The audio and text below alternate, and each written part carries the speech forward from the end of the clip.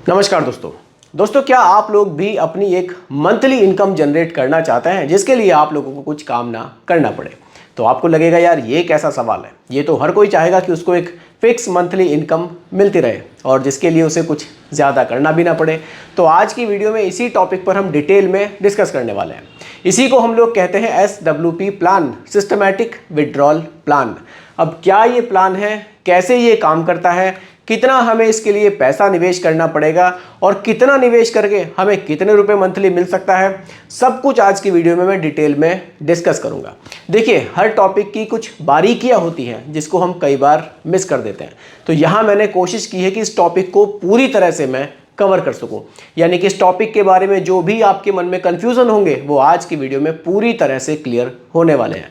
तो वीडियो आपके लिए बहुत ही ज़्यादा इंफॉर्मेटिव है, बहुत ही ध्यान से देखिएगा और समझिएगा। आइए दोस्तों, वीडियो को स्टार्ट करते हैं। देखिए, ये टॉपिक आपके सामने है, mutual funds for monthly income, हर महीने पैसा कैसे मिलेगा। अब यहाँ ये तो लोग बताते हैं कि आप निवेश कर दीजिए, हर महीने आपको म्यूचुअल फंड से पैसा मिलता रहेगा, लेकिन उसकी कुछ बारीकियां हैं जिसको छोड़ देते हैं, कुछ गलतियां हैं जो लोग इन्वेस्ट करते समय कर देते हैं। कैसे आप सही तरह से एक मंथली इनकम जनरेट कर पाएंगे, कोशिश मैंने करी है उस चीज़ पर फोकस करने की। तो इसके लिए कुछ पॉइंट्स मैंने यहाँ बनाए हैं जो मैं आप लोगों के साथ डिस्कस करूंगा। SWP क्या होता है, म्यूचुअल फंड और FD में क्या फ़र्क है, क्योंकि यहाँ FD जो बैंक में आप करते हैं फिक्स डिपॉजिट, वहाँ से भी मंथली विड्रॉल मिलता है, म्यूचुअल फंड से भी मिलता है। दोनों में क्या डिफरेंस है, क्या आपके लिए बढ़िया है, इसको समझाऊंगा। बेस्ट फंड्स कौन से हो सकते हैं SWP के लिए, ये इंपॉर्टेंट पॉइंट है, ये आपके लिए रखा है। एक एग्जांपल से मैं आपको समझाऊंगा कि किस तरह से मंथली इनकम यहाँ से मिलती है और कुछ मिस्टेक्स यहाँ पर हम कोशिश करेंगे समझने की जिनसे हमें बचना है। ठीक है, तो आइए पहले पॉइंट से सीधा हम लोग स्टार्ट करते हैं। देखिए, SWP क्या होता है। देखिए, SWP एक टूल है, जैसे कि SIP है। SIP में हम मंथली निवेश करते हैं, वो इन्वेस्टमेंट का ऑप्शन है। ठीक उसी तरह से SWP एक विड्रॉल का ऑप्शन है, यहाँ हम मंथली विड्रॉल करते हैं। यानी कि आप एक तरह से कह लीजिए कि SIP का जस्ट ऑपोजिट आप SWP को कह सकते हैं। देखिए, SIP में आप हर महीने निवेश करते हैं और एक बड़ा अमाउंट अपने पास फ्यूचर के लिए आप जमा करने की कोशिश करते हैं। ठीक है, SWP में क्या होता है, आपके पास एक बड़ा अमाउंट होता है, चाहे वो आपने एक मुश्त निवेश करके अमाउंट जमा किया है या फिर आपने मंथली SIP करके एक बड़ा अमाउंट अपने पास जमा कर लिया है। अब उससे आप विड्रॉल चाहते हैं, तो उसी को हम लोग SWP प्लान कहते हैं। सिंपली एकदम बेसिक चीज़ है, ये आपको क्लियर हो गई होगी। तो आप फिलहाल इतना ही समझिए कि SWP क्या है, एक मंथली विड्रॉल का एक पावरफुल टूल है। ठीक है, आगे बढ़ते हैं अगले पॉइंट पर, म्यूचुअल फंड्स वर्सेस FD। यहाँ से कुछ इंपॉर्टेंट ये पॉइंट हमारे शुरू हो जाते हैं, इन पर डिस्कस करेंगे। देखिए, अब दोनों में क्या डिफरेंस है। FD क्या है, ये आप बैंक में फिक्स डिपॉजिट करते हैं। अगर मैं यहाँ रिटर्न्स पर बात करूँ, सबसे पहले रिटर्न्स को ही देख लेते हैं। रिटर्न्स देखिए, अगर आप म्यूचुअल फंड में निवेश करेंगे तो यहाँ जो रिटर्न्स होंगे वो टोटली मार्केट कंडीशन पर डिपेंड करेंगे। क्योंकि देखिए, म्यूचुअल फंड में आप पैसा निवेश कर रहे हैं, आप इक्विटी म्यूचुअल फंड में कर रहे हैं, आप हाइब्रिड म्यूचुअल फंड्स चूज कर रहे हैं, उसमें भी कुछ पोर्शन इक्विटी का होता है। तो यहाँ जो रिटर्न्स हैं हम पास्ट रिटर्न्स के आधार पर एक मान सकते हैं कि हाँ शायद हमें इतने रिटर्न्स मिल सकते हैं। फिक्स रिटर्न्स हम यहाँ नहीं कह सकते। वहीं अगर आप FD में देखेंगे तो यहाँ आपको 7% भी मिल सकते हैं, 7 से 8 रख लेते हैं, 7 से 8% के फिक्स रिटर्न्स मिल सकते हैं। ये कम भी हो सकते हैं थोड़े बहुत, मैंने एक आइडिया से यहाँ पर रखे हैं, ये बैंक टू बैंक वेरी कर सकते हैं। ठीक है, ये तो हो गया रिटर्न्स का डिफरेंस। अगर हम रिटर्न्स पर मैं यहाँ लिखने की ही बात करूँ, मान लीजिए कुछ हाइब्रिड म्यूचुअल फंड्स हैं, उनके रिटर्न्स हम देखें तो 7 से 8% रिटर्न्स कुछ नहीं है, उनके जो रिटर्न्स हैं वो 12% से ज़्यादा ही हमने पास्ट में देखे हैं। ठीक है, अब देखिए, अब बात करते हैं हम यहाँ पर रिस्क की कि किस में कितना रिस्क है। देखिए, अगर आप म्यूचुअल फंड में निवेश करेंगे तो बिल्कुल यहाँ जो रिस्क है वो हाई है, FD में निवेश करेंगे तो यहाँ बिल्कुल रिस्क लो है, क्योंकि वहाँ तो आपको फिक्स रिटर्न्स मिल रहे हैं। यहाँ रिटर्न्स में अप एंड डाउन है, इसीलिए यहाँ पर रिस्क भी ज़्यादा है। अब देखिए, अब बात करते हैं यहाँ पर एक इम्पॉर्टेंट पॉइंट की, जो कि है टैक्स।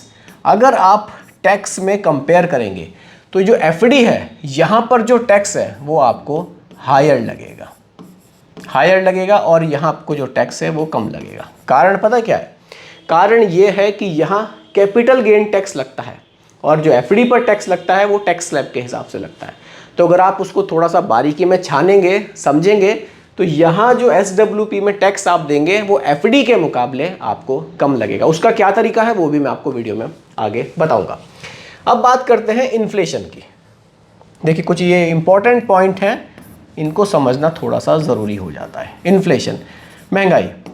देखिए अगर आपने म्यूचुअल फंड में निवेश किया हुआ है, हम पास्ट रिटर्न्स देख रहे हैं, पिछले 8 से 10 साल तक का भी रिकॉर्ड हम देख सकते हैं, उससे ज़्यादा भी देख सकते हैं, तो बिल्कुल अगर सही म्यूचुअल फंड आपने चूज़ किया है तो इसने इन्फ्लेशन को बीट किया है, यानी कि जो आपकी महंगाई दर है उससे ज़्यादा रिटर्न्स आपको बनाकर दिए हैं। अगर आप कंपेयर करेंगे FD से तो इसने बिल्कुल जो महंगाई दर है उसके आसपास के रिटर्न्स ही हमें बनाकर दिए हैं, यानी कि आपका जो पैसा है वो ग्रो नहीं होता है। अगर आप मंथली विड्रॉल भी कर रहे हैं तो फिर आपका पैसा ग्रो बिल्कुल भी नहीं होगा। अगर आप थोड़ा सा मार्केट का जोखिम ले सकते हैं तो फिर म्यूचुअल फंड का जो ऑप्शन है वो आपके लिए ज़्यादा बढ़िया हो सकता है। ठीक है, तो ये कुछ इंपॉर्टेंट पॉइंट है, इनके आधार पर आप अपने लिए म्यूचुअल फंड ज़्यादा बढ़िया है या FD ज़्यादा बढ़िया है, इसको चूज़ कर सकते हैं। अब अगले पॉइंट पर बात करते हैं। देखिए पॉइंट्स ज़्यादा नहीं रखे हैं, कम ही रखे हैं, लेकिन ऐसे रखे हैं कि जो आपको थोड़ी सी इस SWP प्लान की बारीकियां यहाँ पर समझ में आ जाएंगी। ठीक है, best mutual funds for SWP कौन से हो सकते हैं? अब देखिए, अब म्यूचुअल फंड में स्कीम्स तो बहुत सारी हैं और आप किसी भी स्कीम से मंथली विड्रॉल ले सकते हैं, कोई दिक्कत नहीं है। लेकिन मैं आपको यहाँ जो समझाने की कोशिश कर रहा हूँ उसको समझिए।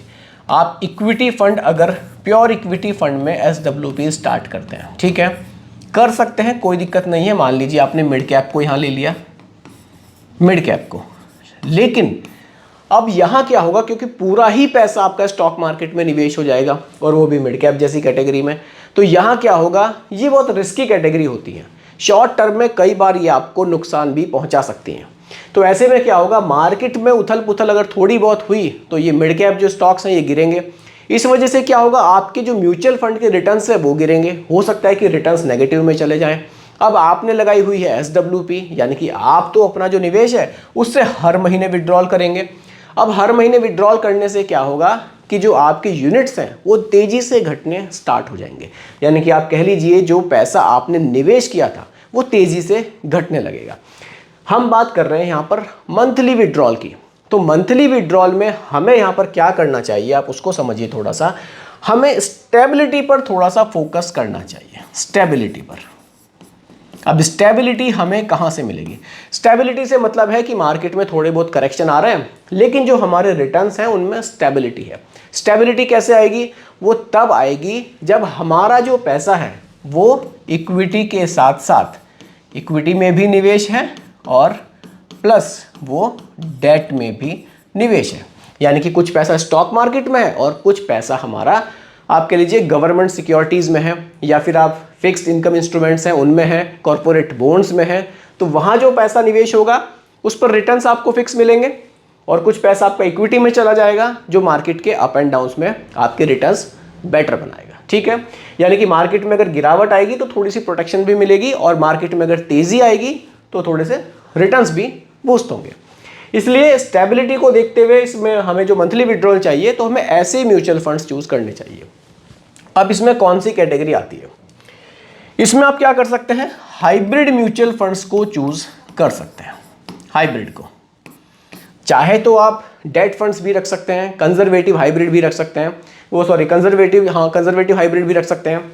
लेकिन मैं आपको किस तरह के हाइब्रिड फंड कह रहा हूं उसको समझिए। मैं आपको हाइब्रिड कह रहा हूं बैलेंस्ड एडवांटेज फंड, जो डायनेमिक एसेट एलोकेशन के साथ आते हैं। ध्यान से समझिएगा, डायनेमिक एसेट एलोकेशन, इसका क्या मतलब हुआ? इसका मतलब ये हुआ कि यहां फंड मैनेजर को आपने फ्लेक्सिबिलिटी दे दी है कि भैया आप हमारे पैसे को इक्विटी में प्लस डेट में निवेश करेंगे। अब कितना परसेंट आपको इक्विटी रखना है वो आपके ऊपर है, कितना परसेंट डेट रखना है वो आपके ऊपर है। ऐसा नहीं है कि आपको इक्विटी में रखना ही रखना है 60%, 40% ही आप डेट में रखेंगे, ऐसा नहीं है। मार्केट में फंड मैनेजर को दिख रहा है कि रिटर्न्स नहीं बनेंगे, हमारे रिटर्न्स गिर सकते हैं, वो डेट में अपना एलोकेशन बढ़ा देंगे, तो यहाँ क्या होगा, आपका जो पोर्टफोलियो है उसके रिटर्न्स नहीं गिरेंगे। यानी कि मार्केट में गिरावट आई तभी भी जो आपके रिटर्न्स है वो एकदम से नहीं गिर रहे हैं, क्योंकि आपका ज़्यादा पैसा डेट में निवेश हो गया। फंड मैनेजर ने देखा कि भैया मार्केट में तेज़ी का समय है, इस समय पैसा इक्विटी में डालना चाहिए ताकि मैं थोड़े से रिटर्न्स अच्छे बना सकूं, तो वो क्या करेंगे, इक्विटी में थोड़ा सा पोर्शन बढ़ा देंगे। इस तरह से ये मार्केट के हर मूड में आपको स्टेबिलिटी देंगे। इसीलिए SWP प्लान के लिए डायनेमिक एसेट एलोकेशन वाले फंड्स आपके लिए ज़्यादा बढ़िया ऑप्शन हो सकता है। ठीक है, तो बेस्ट म्यूचुअल फंड चूज करने का तरीका यही है कि आप अपने रिस्क टॉलरेंस को देखें और आप एक सही म्यूचुअल फंड स्कीम अपने लिए चूज करें। अब देखिए यहाँ मैं एक एग्जांपल से भी आपको समझाऊंगा, आपको और भी क्लियर हो जाएगा। अगला पॉइंट एग्जांपल ही है। देखिए एग्जांपल के लिए मैंने यहाँ पर कुछ चीज़ निकाली है, मैं आपको एक बार दिखा देता हूँ। देखिए ध्यान से इसको आप समझिएगा। चलिए थोड़ा सा मैं इसको यहाँ बड़ा कर देता हूँ। चलिए देखिए दोस्तों, ये मैंने एग्जांपल के लिए यहाँ SGFC का बैलेंस्ड एडवांटेज फंड रखा है। ठीक है, अब देखिए इसमें मैंने क्या किया है, 10 लाख रुपए का लमसम किया गया है, और लमसम कब किया गया है वो भी आप देख सकते हैं।